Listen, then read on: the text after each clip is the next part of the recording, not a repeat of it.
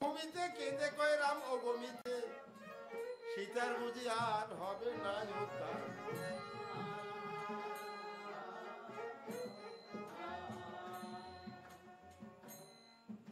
হয়ে শত্রু বশীভূতা, বসেছেন বিশ্বমাতা, ওই দেখো রাবণকে করি কোলে। ওগো মিথ্যা সকল আয়োজন, সব হইল দুর্জন, এখনো প্রাণ বিসর্জন দিতে বাকি সাগরের জলে।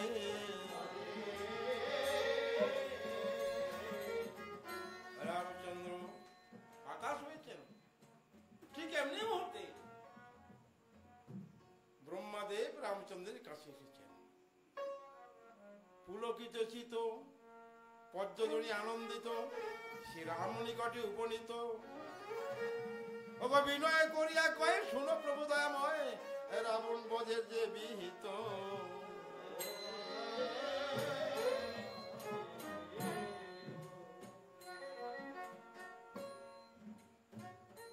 রামচন্দ্র বলছে, বিধির বচন শুনি কোন রাম গুণমণি, কহ বিধি কি উপায় করি।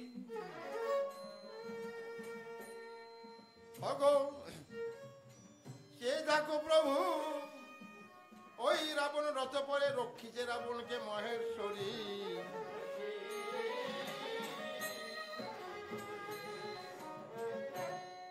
বিধাতা কহেন মর্ম কর বিভু এই কর্ম, যাতে হবে রাবণ সংহার।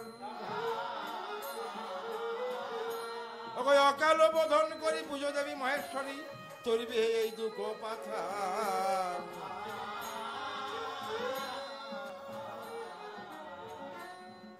এর আগে পৃথিবীতে মায়ের পূজা হতো বসন্তকালে, বাসন্তী পূজা বসন্তকালেই হতো। রামচন্দ্র রাবণ বধের জন্য অকাল বোধন করেন শরৎকালে, ততবধি আমাদের দেশে এই অকাল বোধনটা হয়। তাই ব্রহ্মার কথা শুনে রামচন্দ্র বলতে কি করে সম্ভব, মায়ের পূজা তো বসন্তকালে হয়। ব্রহ্মাদেব বলেছেন, বাসন্তীর পূজা যদি বসন্তকালে হতে পারে, তাহলে শারদার পূজা শরৎকালে হতে পারে না। তাই রামচন্দ্র ব্রহ্মার কথা শ্রবণ করেই পূজায় প্রবৃত্ত হবেন। তবে আপনি গড়িয়া রাম মূরতি মৃন্ময়ী, হইতে সংগ্রামে দুষ্ট রাবণ বিজয়ী।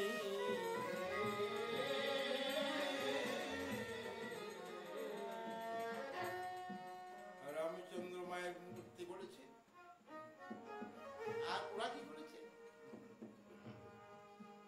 বানরগণ পূজা নৈবেদ্যাদি গ্রহণ করতে আরম্ভ করেছে।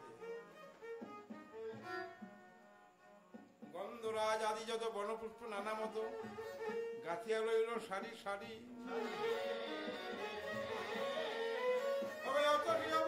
যাতে দুর্গা হরসিতা, সচন্দন কদলীর দলে।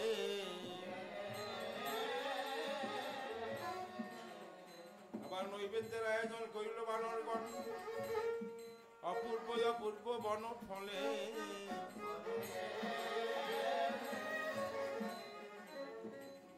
রামচন্দ্র পূজায় প্রবৃত্ত হবেন ঠিক এমনি মুহূর্তে বিভীষণ বলেছে, প্রভু দেবী দেবীর পূজা অর্চনা করতে হলে ব্রাহ্মণের প্রয়োজন, আপনি তো ক্ষত্রিয় করে জন্মেছেন। রামচন্দ্র বলেছেন, নিশ্চয়ই প্রয়োজন। তাই লক্ষণকে পাঠালেন বৃহস্পতির সান্নিধ্যে। বৃহস্পতির নিকটে গিয়ে লক্ষণ মনের অভিব্যক্তি প্রকাশ করলে বৃহস্পতি চিন্তা করছে, রাম করবেন অকাল বোধন, এই পূজার পৌরোহিত্য আমি করবো, সম্ভব নয়। বলেছে লক্ষণ, আমার ত্রিসন্ধ্যা গায়ত্রী ঠিক নেই, আমি যেতে পারবো না, কারণ ভয় করছে রাবণের। ওখানে গেলে রাবণ বেটা মাথাটা কেটে ফেলে। যদি ব্রাহ্মণের প্রয়োজন হয় রাবণের কাছে যাও, লক্ষণ বলে অসম্ভব, সে বেটা করে যুদ্ধ, সে ব্রাহ্মণ কি করে হলো? হ্যাঁ, উত্তম ব্রহ্ম করে জন্মেছে ব্রাহ্মণ, জানো না লক্ষণ? বলেছে, তাকে তো ত্রিসন্ধ্যা করতে দেখি না। ব্রাহ্মণের বৈশিষ্ট্য ত্রিসন্ধ্যা গায়ত্রী রক্ষা করা। বৃহস্পতি বলে, তুমি জানো না, রাবণের ত্রিসন্ধ্যা নেই এখন আর। ত্রিসন্ধ্যার মাঝখানে দুই বিরোধী থাকে, ওই বিরোধী নেই। যাও তুমি। লক্ষণকে রামচন্দ্রের কাছে কথা বলার সঙ্গে সঙ্গে রামচন্দ্র বলেছে, লক্ষণ ওই তো রাবণ রথে, যাও। লক্ষণ এখন নিরুপায়, যদি যাই প্রাণ যেতে পারে, আর যদি না যাই আমার ধর্ম যাবে।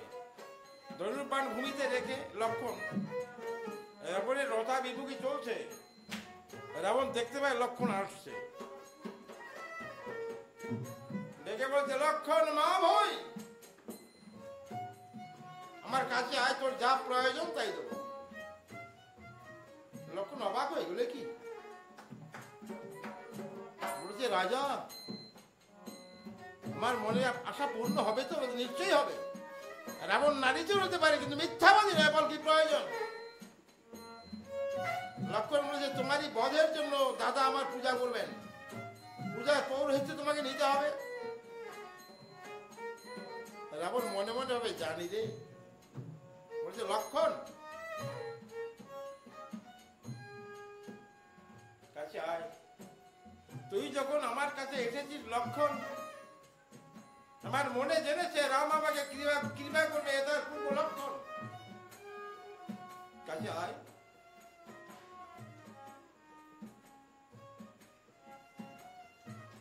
আমার অন্য কোনো প্রয়োজন নেই আর, তো দাদার নিকট জিজ্ঞাসা কর আমার যা দক্ষিণা তাই দেবে কিনা।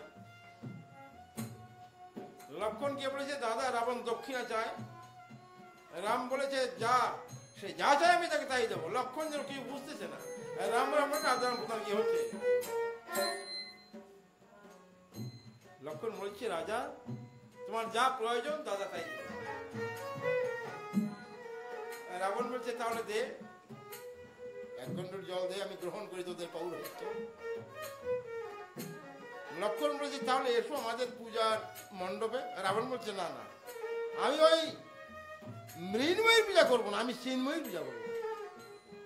সে দেখ আমার রথে কে বসা। লক্ষণ আমি এখানে বসে পূজা করবো, তাই দশা রাবণ বলেছে,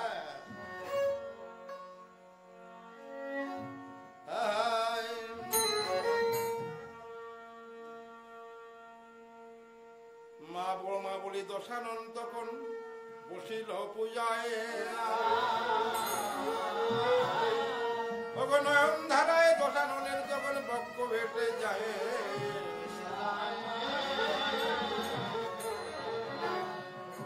কুণ্ডলিনী কৃপা করো থাকো চতুর্দলে,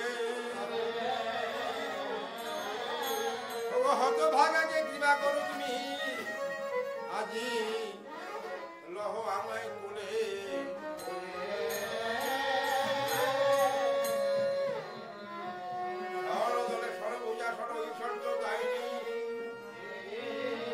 সররিপুর বিকার ঘুচাও কই বলল যায়নি, দশম দলে দশ পূজা দশ ঐশ্বর্য প্রদায়িনী, আমার দশিন্দ্রিয়ের বিকার ঘুচাও তুমি দেবী কাত্যায়িনী,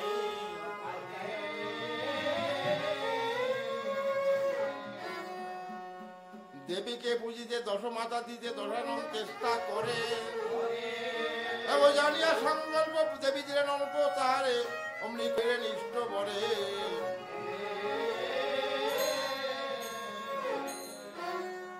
রাবণ বলেছে আমার পূজার সমাপ্তি। লক্ষণ বলে, বুঝতেই পারলেন না, পূজা নাই, নৈবেদ্য নাই, ফুল নাই, বিল্লজল, তুমি পূজা করলে। লক্ষণ মাতৃপূজায় নৈবেদ্যের প্রয়োজন নাই, মায়ের পূজায় যা লাগে বাইরে তা পাওয়া যায় না রে। আমার পূজা শেষ, তোর দাদাকে গিয়ে বলিস মায়ের যখন মূর্তি করেছে পূজা দিতেই হবে, উনি যেভাবে দেয় ওইভাবেই জীবন করবে। লক্ষণ বলে, তোমার কি দক্ষিণা চাইলে না? রাবণ বলছে, আমার যে কি প্রয়োজন রাম তো ভালো জানে, ভুল করে আমি আর কিছু চাইতে চাই না তার স্থানে। রামচন্দ্রের কাছে যখন লক্ষণকে বলেছে, দাদা আমি আর রাবণ বস্ত্রতে দিতে চাই না, কারণ অত বড় ত্যাগী অত বড় সাধক আমি আর জীবনে দেখিনি। রামচন্দ্র বলেছে, ও লক্ষণ আমি ছাড়া ওর কেউ নেই, তুই জানিস না? রাম লীলারই প্রয়োজন ছিল যদি রাবণ জগতে আসত লক্ষণ, তাহলে আমি পূজা করছি। তাই রামচন্দ্র আমার রাবণের কথা অনুযায়ী দেবীর পূজা করতে আরম্ভ করছে। তাই বলছে,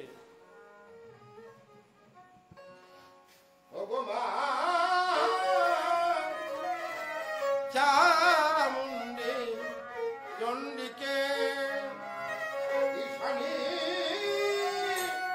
অম্বিকে তরায় তরা মাগো মা চামুণ্ডে চণ্ডিকে, চামুণ্ডে চণ্ডিকে ঈশানী অম্বিকে ঈশ্বরী ঈশ্বর জয়া গো,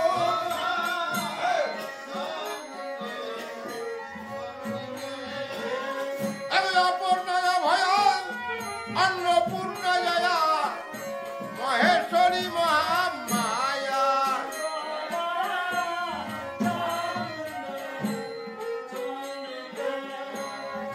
গিরিকন্যা গণমাতা গৌরী গোয়া লিনি গো,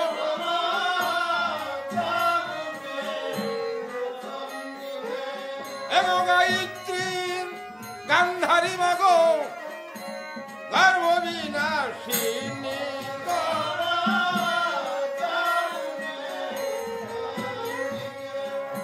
পূজা করতে গিয়ে যেমন সময় বিভীষণ বলেছে, প্রভু মহাষ্টমী পূজায় দেবীকে অষ্টদল শতনীল পদ্ম প্রদান করলে ভালো হয়, দেবী কৃপা করেন।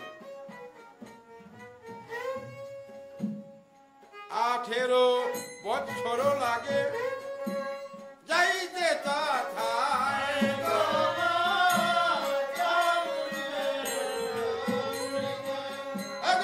অষ্টমীতে দিতে পারলে দেবীর কৃপা হয়।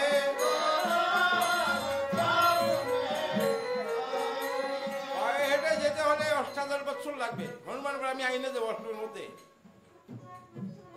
হনুমান অষ্টাদশ সাধন সিদ্ধ, অনিমা লঘিমা মহিমা ব্যক্তি প্রকাম্য বসিত্ব ঈশিত্ব কামা বসাইত্য দূরদর্শন দূরশ্রবণ পরকায় প্রবেশ পরকায় ধারণ অপ্রতিহত জ্ঞাতা।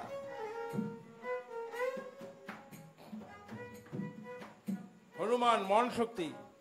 যেমন এখন যদি আমি চোখ বন্ধ করি তাহলে মন কোথায় কোথায় যেতে পারে। কবি বিজয়বাবু লিখেছেন, ওরা মনের সাথে পারলেও না। পঙ্কিরাজ ঘোড়ার গতিতে ছুটে চলে দিন যাবি,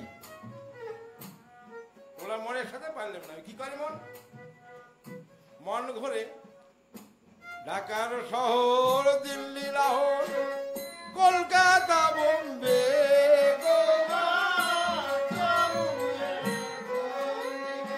আবার চীন জাপান রাশিয়া জার্মান ইংল্যান্ড কলম্বে।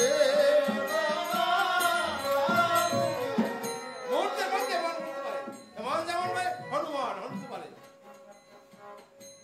108টি নীলপদ্ম গণনা করি, একবার দুবার তিনবার এনেছে, রাম করে দিয়েছে। পুলকিত রচিত আনন্দিত রামচন্দ্র পরে গো, পুলকিত রচিত বিধান রচিত মূল মন্ত্র উচ্চারণে,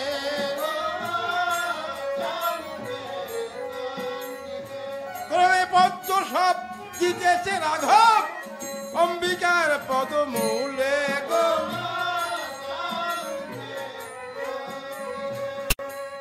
দেবী চিন্তা করছে, 107টা দেওয়া হয়ে গেছে। আদ্যাশক্তি একটা পদ্ম হরণ করেছে। বুঝিতে সকল করিলেন ছল দেবী মনোহর হরা গো,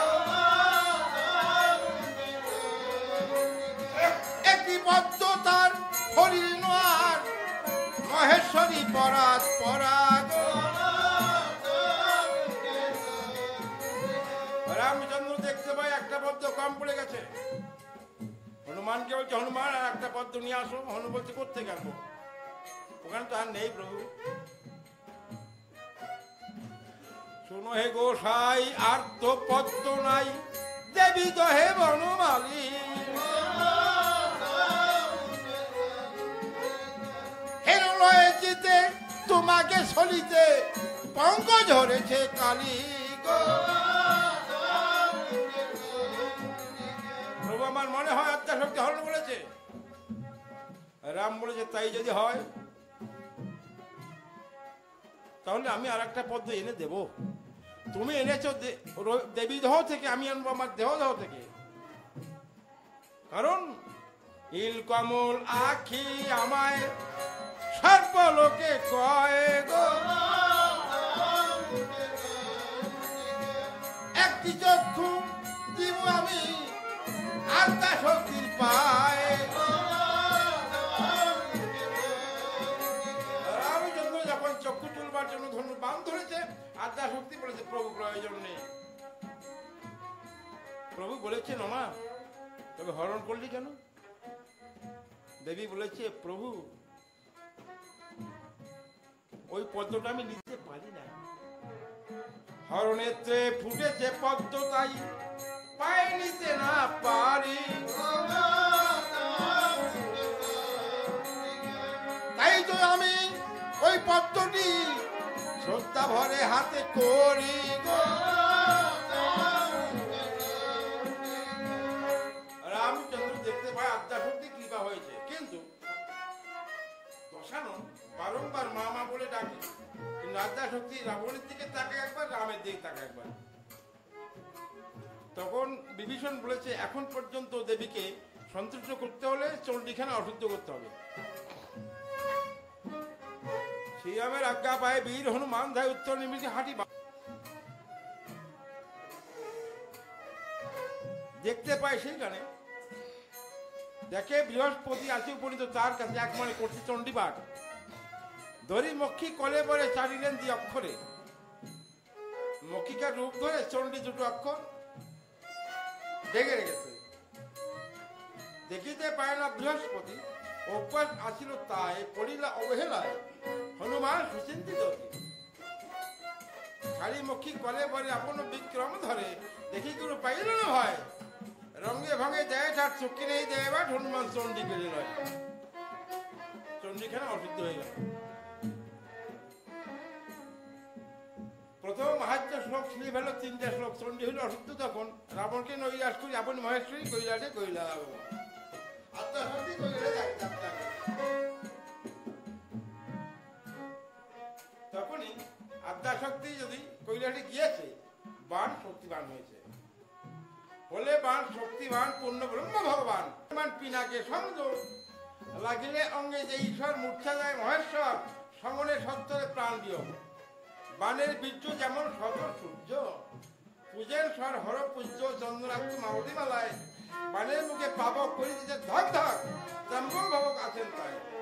পুলকে গোলকের স্বর, ধনুকে জোরেন স্বর, লঙ্কের স্বরে তেগে পড়ে যায়, বসন বলে নয়ন জলে পতিত হইয়া বলে পতিত আমার নামে রাঙা পায়।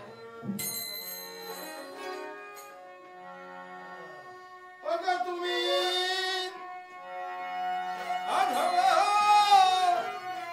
জনার বন্ধু হে রাম, নাম নারায়ণ অতীত পাবন হে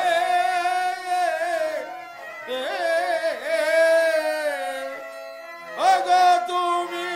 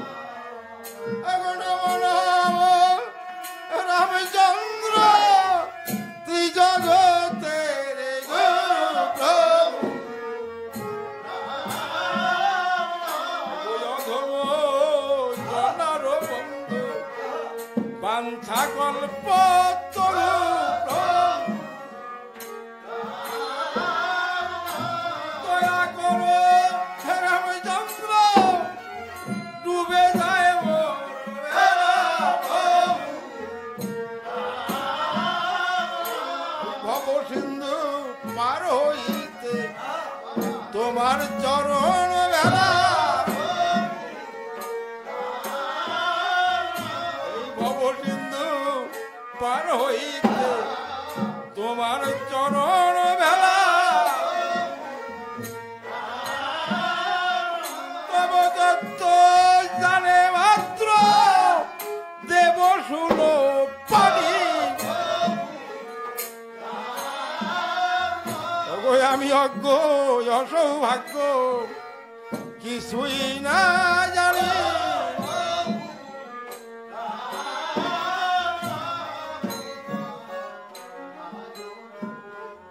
রাবণ বলছে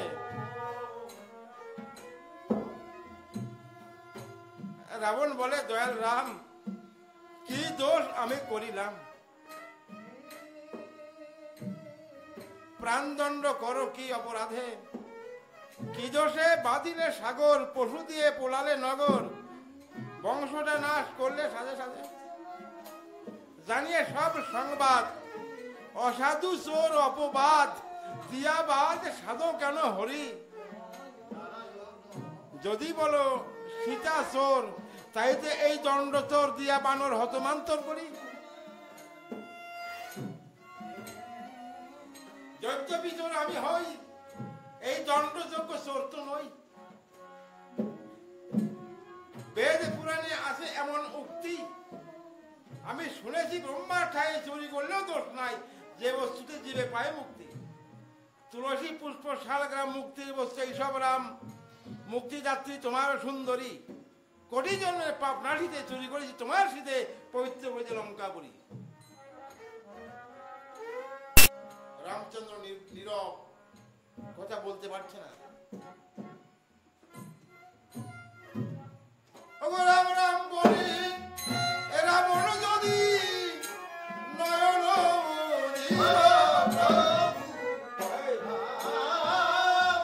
রাম রাম বলি রাবণ যদি নয়ন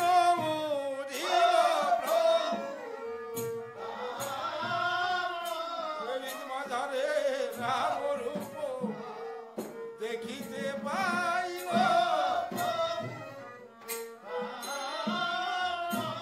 মাঝারে রাম রূপ দেখি মেলিল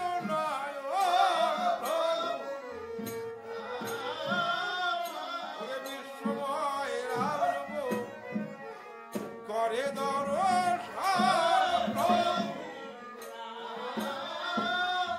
আকাশে বাতাসে রাম অনলীয়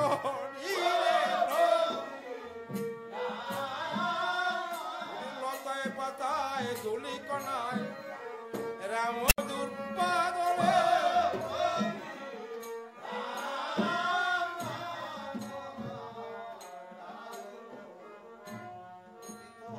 সেই গ্রন্থে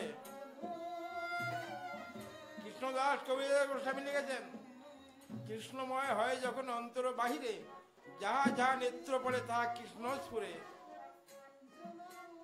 আর রাবণ এখন তাই দেখতে পাচ্ছে আকাশে বাতাসে সর্বভূতে রাম আগে মুদ্রে হৃদয় রাম রাম দেখলো সময় হয়েছে বুঝি বিশ্বামিত্রকে স্মরণ করিয়া মান ছেড়ে দিল বিশ্বামিত্রকে স্মরণ করিয়া মান ছেড়ে দিল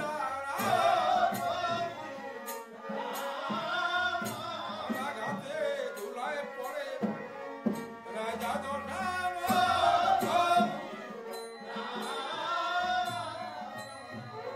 রাম রাম বলে ধুলায় পড়েছে বিভীষণ আর সহ্য করতে পারেনি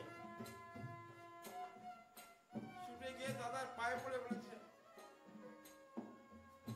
বিভীষণ বলে দাদা চলি লাগবো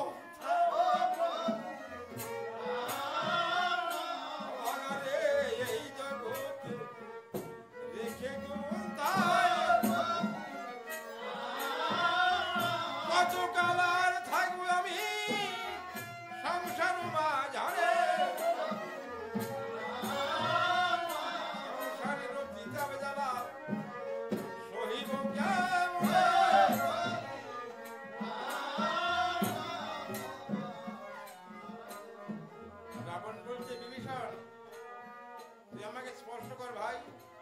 মানুষ ধরে মানুষ।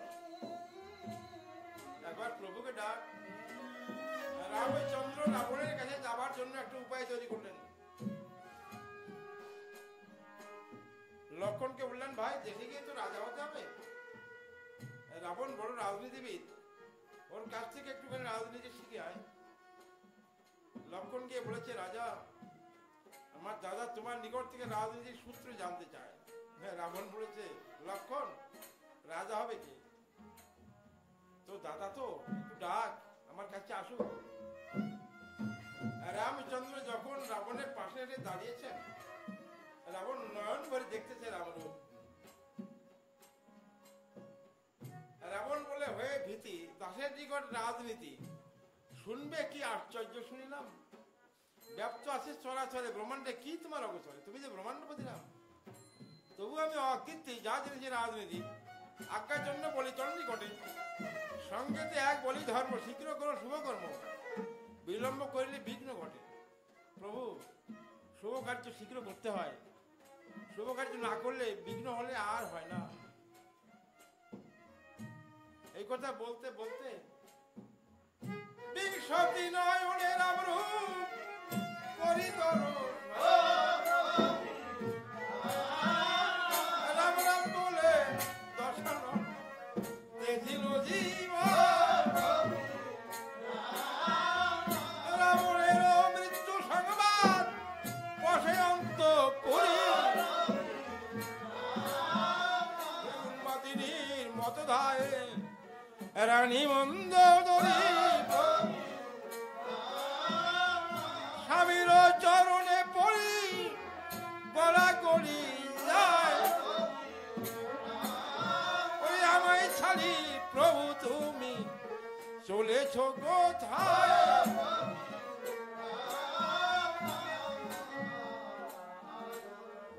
মণিহারা ফণির ন্যায়, মণিহারা ফণির ন্যায় মন্দোদরী কান্না করছে।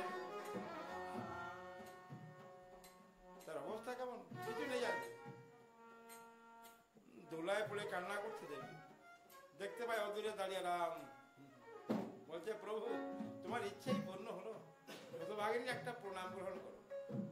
রামচন্দ্র বলেছে, মা জন্মায়তী থাকো। মন্দোদরী বলেছে, কেমন হলো? একটু আগে তোমারই হাতে ব্রহ্ম বানাঘাতে যার দেহ থেকে প্রাণ বিয়োগ হয়েছে, তার স্ত্রীকে আশীর্বাদ করলে আমি জন্মায়তী থাকবো। রামচন্দ্র বলেছে, মা যা বলে ফেলেছি মিথ্যা হবে না, তোমার বৈধব্য আসবে না, কারণ তোমার স্বামীর সীতানল চিরকাল চলবে। এটা কিন্তু সীতানল নয়, এটা চিন্তানল। অবিচ্ছিন্ন চিন্তাধারা নাম ধ্যান, বিচ্ছিন্ন চিন্তাধারা ধ্যান। তবে যদি চিন্তাই থাকে কি হয়? তাই এবার আমাদের ভাগবতে লিখেছেন, নামর চিন্তামণি কৃষ্ণ চৈতন্যের হলো বিগ্রহ, পূর্ণ শুদ্ধ নিত্য যুক্ত অভিন্নতা নাম নামী। নাম নামীর মধ্যে প্রভেদ নেই।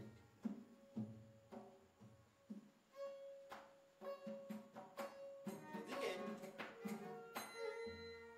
মা জানকীকে নিয়ে আসছে অনেক পথ থেকে, এসে মন্দোদরীর সঙ্গে দৃষ্টি বিনিময়। আমার মায়ের মুখে হাস, সীতা হাসছে। মন্দোদরী বলছে, মা কি করলে? তুমি হাসলে কেন? তুমি আমার দিক তাকাবে না? আমি যে হারিয়ে ফেললাম, তুমি তাই পেতে যাচ্ছ। মা তুমি না বিশ্ব জননী, তুমি কি করে হাসলে মা? আমি তোমাকে অভিশাপ করলাম, অগ্নি পরীক্ষা না হলে রাম তোমাকে গ্রহণ করবেন না। এটা একটা প্রয়োজন ছিল। সীতাকে যখন রাবণ হরণ করে, সীতা কি করছিলেন? সীতা আরাধিত বহ্নি অগ্নির আরাধনা করলেন। শ্যায়া সীতা মজি জনত তাং যাহার দশগ্রীব সীতা বহ্নি পুরাঙ্গতা। হরণ করলো শ্যায়া সীতা, মূল সীতা থাকলো অগ্নির ভবনে। এখন যদি অগ্নি পরীক্ষা না হয়, তাহলে ছায়া সীতা চলে যায় আর অগ্নির ভবনে সীতা থেকে যায়। তাই পরীক্ষার সময় বন্যে ছায়া সীতা বিবেশনা বন্যে সীতা সমর্পণ সপুরাদু দলিনয়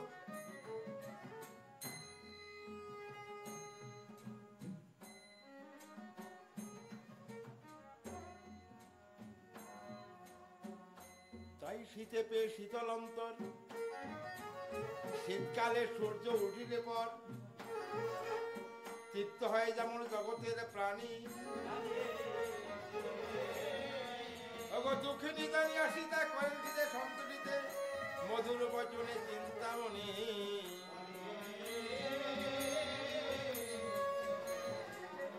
মনানন্দ বিভীষণ হারে রত্ন সিংহাসন মনের মানস পুরাইতে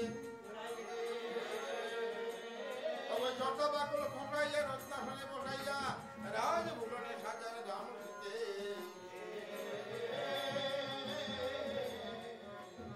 এরপর 1 মাস পর্যন্ত লঙ্কায় বানর ভোজ মহোৎসব, তারপরে লঙ্কা থেকে রামচন্দ্রের অযোধ্যা পানে যাত্রা। তবে এই পর্যন্তই আমরা রাবণবধ পালাটি কীর্তন করে থাকি ভক্ত সমাগমের মাঝে।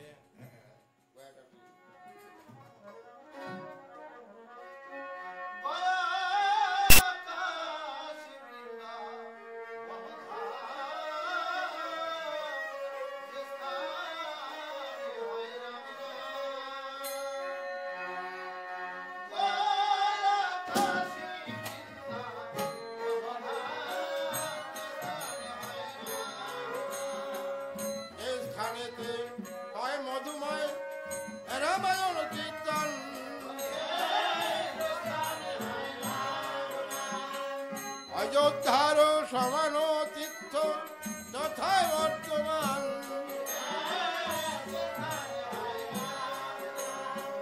গাইতে বাজাতে আমরা যত অপরাধ করি,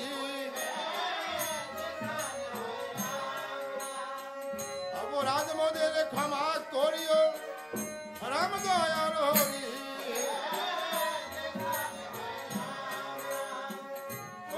যুগে সবার আগে দস্যু রত্নাকর রাম রাম জপিল 60,000 বৎসর, জপিতে জপিতে রাম নাম ওঠে জ্ঞান রবি। দস্যু রত্নাকর হইল বাল্মীকি সুকবি, যাতে করে পাখি বধ পাখি মেলি দেখি, উচ্চারণ হইল সব বাল্মীকির মুখে।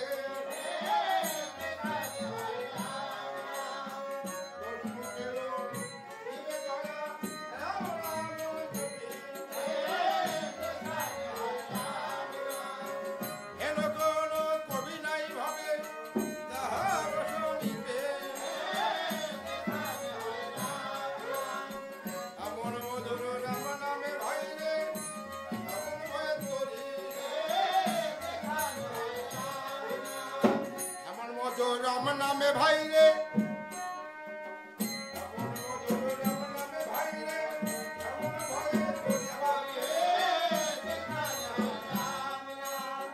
এমন মধুর রাম নামে ভাই রে সামন ভয়ে তরি।